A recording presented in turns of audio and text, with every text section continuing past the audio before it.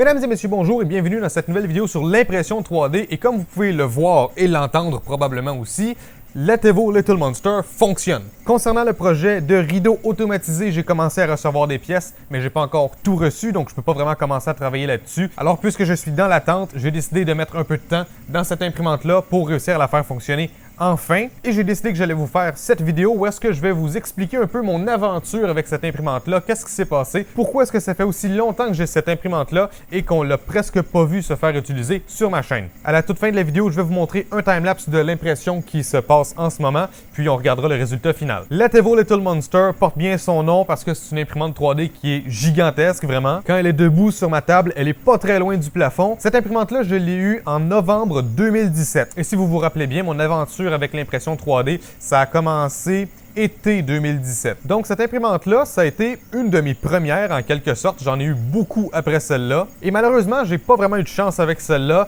J'ai eu pas mal de problèmes et ça, c'est dû en fait à deux raisons principalement. Donc déjà, puisque j'étais encore débutant en impression 3D, bien naturellement, j'en savais moins qu'aujourd'hui à propos de ces machines-là. Mais en plus, c'était ma première imprimante 3D Delta, c'est-à-dire que c'est une imprimante qui n'est pas cartésienne. Vous voyez, il y a trois bras et c'est ces trois bras-là qui vont faire bouger la tête d'impression. C'est un type d'imprimante totalement différent, ça se calibre pas de la même façon. Et en plus, j'ai eu des problèmes de hardware, j'ai eu des problèmes avec des pièces. Donc le fait que je savais pas trop comment ça fonctionnait, mélangé avec le fait que j'ai eu des problèmes de pièces, c'était pas un très bon cocktail pour que je réussisse à maîtriser cette imprimante-là. Quand j'ai eu l'imprimante, je l'ai assemblée et tout semblait bien aller, sauf que j'avais beaucoup de problèmes au niveau de l'adhésion du plastique sur le plateau chauffant. J'avais beaucoup de problèmes avec des couches qui s'imprimaient pas, puis ensuite ça recommençait à imprimer, puis ensuite ça s'imprimait pas encore. Je trouvais ça extrêmement bizarre, j'avais jamais eu ce problème-là avant. Et là, on est en avril 2019 et j'ai enfin réussi à tout corriger. Alors moi, initialement, étant débutant, je m'étais dit que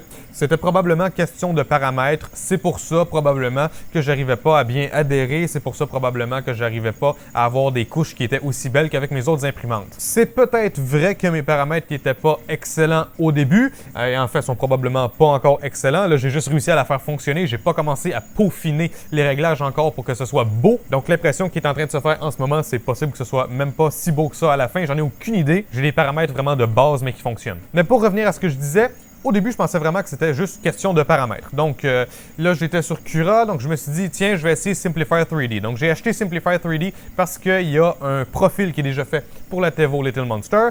Puis ça fonctionnait un petit peu mieux, mais j'avais encore des problèmes. Donc recherche, essai-erreur, etc., pendant beaucoup de temps. Et ce qu'il faut savoir, c'est qu'en plus, à l'époque, je sortais 2 vidéos par semaine. Donc, j'avais pas le temps de travailler sur un projet sans savoir si ça allait être prêt pour faire une vidéo dans la semaine à suivre. Donc, après avoir passé beaucoup d'heures qui ont absolument rien donné sur cette imprimante-là, ben malheureusement, j'ai juste dû un peu abandonner mes efforts là-dessus pour aller travailler sur d'autres projets que je pourrais utiliser pour faire des vidéos. Donc oui, ça fait depuis 2017 que j'ai cette imprimante-là et oui, j'ai passé énormément d'heures à essayer de la diagnostiquer, mais faut pas imaginer que j'ai passé des centaines et des centaines d'heures à tous les mois pour essayer de la réparer. Malheureusement, j'ai vraiment dû l'abandonner pendant un bon bout. Donc en général, si j'avais un peu plus de temps libre ou si j'avais une nouvelle idée, c'est là que j'essayais d'aller travailler dessus. Là où j'ai commencé à me dire que les problèmes, c'était peut-être pas moi, c'était peut-être l'imprimante, c'est quand je me suis rendu compte que la buse était toujours bouchée. Donc je démontais la buse, je faisais fondre tout le plastique avec une torche au butane,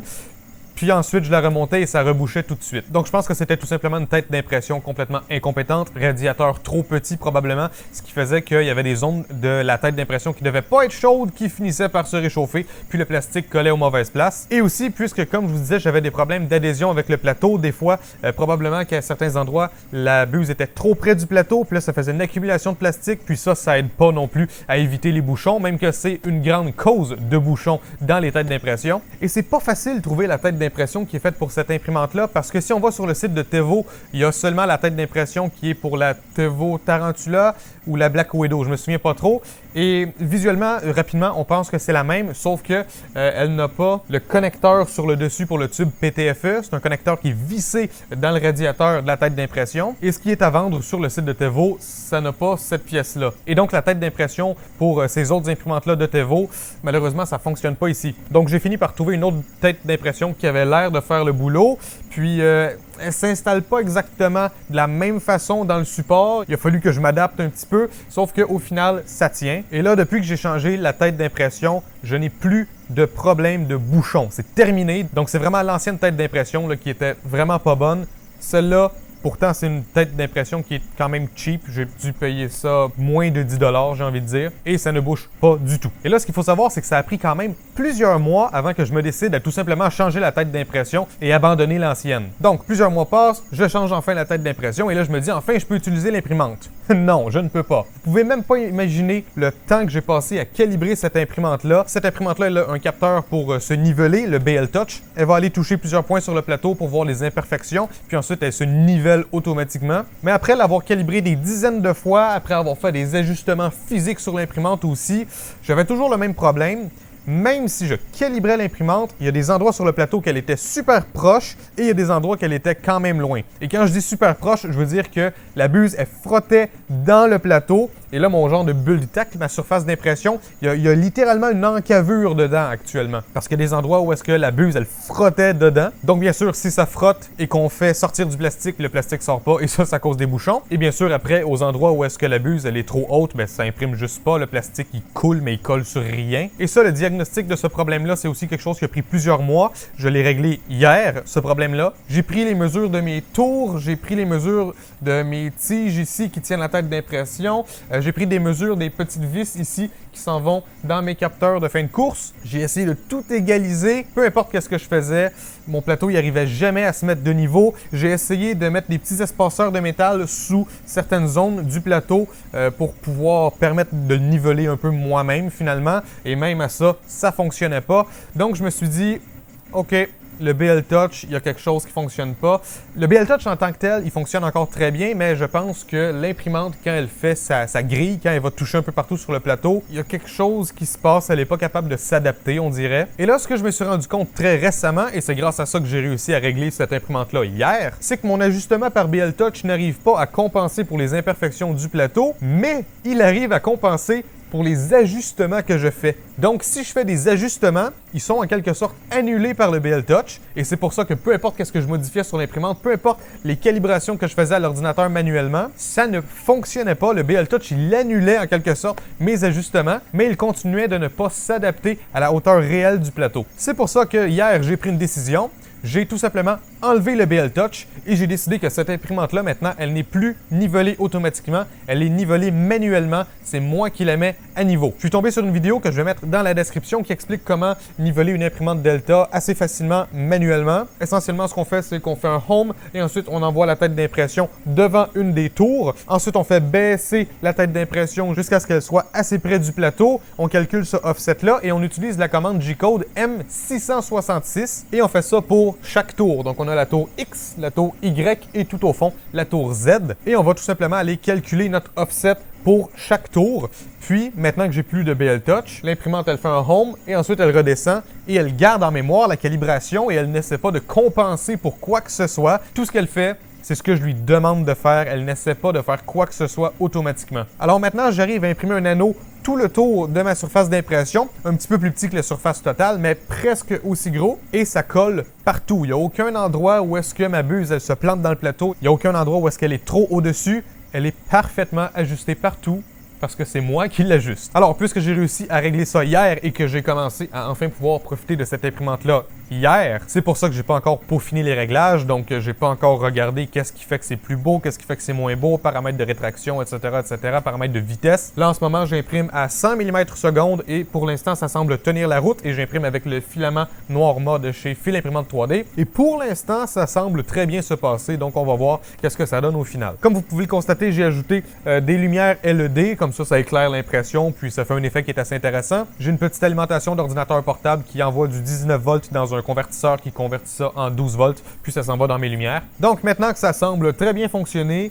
j'ai hâte de faire pas mal de tests avec ça. J'aimerais ça imprimer quelque chose d'assez gros maintenant qu'elle fonctionne enfin, mais avant je veux qu'elle fasse ses preuves un petit peu, je veux voir qu'elle est fiable sur le long terme. Ça va être la première fois que je peux l'utiliser pour vrai, mais jusqu'à présent c'est très prometteur, je suis assez heureux de voir que ça va enfin pouvoir fonctionner parce que c'est une imprimante qui est extrêmement impressionnante. Avant même d'avoir ma première imprimante 3D, c'était en quelque sorte mon objectif d'avoir une imprimante grosse comme ça. Je trouvais ça super cool. Est-ce que j'ai besoin d'une imprimante grosse comme ça? Absolument pas. Mais est-ce que c'est cool? Je pense que oui. Alors maintenant que ça semble fonctionner, est-ce que je conseillerais quelqu'un d'acheter cette imprimante-là? Je vais dire oui et non. Ça dépend vraiment de vous. Si j'avais pas eu les problèmes que j'ai eus, Je dirais oui très rapidement parce que je trouve que c'est une imprimante qui est assez intéressante. Elle n'est pas donnée, elle a quand même un prix assez élevé, mais si on regarde le prix versus qu'est-ce qu'on obtient, on a un gros volume d'impression, on a des pièces en métal qui sont assez solides. Cette imprimante-là, elle est très lourde, donc le prix de cette imprimante-là me surprend pas, je pense qu'il est justifié. Mais comme je vous l'ai expliqué, j'ai eu des problèmes. Donc je pense pas que c'est une imprimante que je conseillerais à un débutant, à un novice. Je pense que je conseillerais cette imprimante-là pour quelqu'un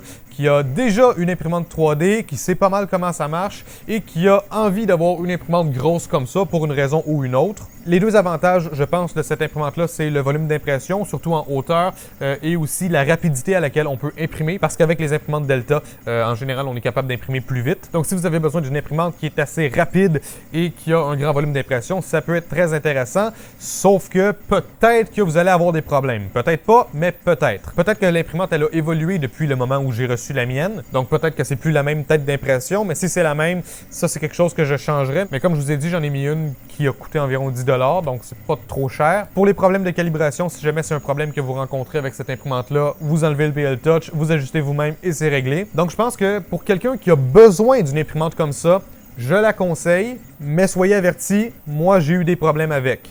Maintenant, ils sont réglés, ça semble bien aller, mais j'ai eu des problèmes avec. Cela dit, si vous vous procurez cette imprimante-là ou si vous vous procurez n'importe quelle imprimante 3D, je vous souhaite que vous ayez une excellente expérience et que vous n'ayez pas de problème comme j'ai eu avec celle-là. L'impression 3D, c'est un domaine qui est absolument génial, c'est super intéressant, on peut fabriquer tellement de choses, ça ouvre une autre dimension dans le cerveau, j'ai l'impression, parce qu'on est habitué de penser en 2D, on est habitué de dessiner sur du papier, on est habitué d'écrire à l'ordinateur et d'imprimer sur du papier. Mais là, quand on se met à penser en 3 dimensions, là, non seulement on doit penser à designer en 3D, mais en plus, il faut imprimer en 3D, puis là, il faut penser à toutes sortes de nouveaux paramètres. Moi, je trouve que c'est extrêmement intéressant. Donc, j'espère que vous avez apprécié cette vidéo. Je sais que c'était beaucoup de blabla, mais je pense que c'était important que je vous mette à jour sur cette imprimante-là. Et je pense que c'est un peu la fermeture du chapitre des difficultés et l'ouverture du chapitre sur les autres expérimentations qu'on peut faire avec cette imprimante-là. Je suis vraiment optimiste sur qu'est-ce qu'on va pouvoir faire. C'est tout pour moi pour aujourd'hui. Je vais laisser la vidéo se terminer sur le timelapse. J'espère que vous avez aimé cette vidéo. Si c'est le cas, n'hésitez pas à laisser un j'aime et à commenter. Et n'hésitez pas à me rejoindre sur tous les réseaux sociaux, YouTube, Facebook, Twitter et Instagram. Et moi, je vous revois la prochaine fois dans une autre vidéo.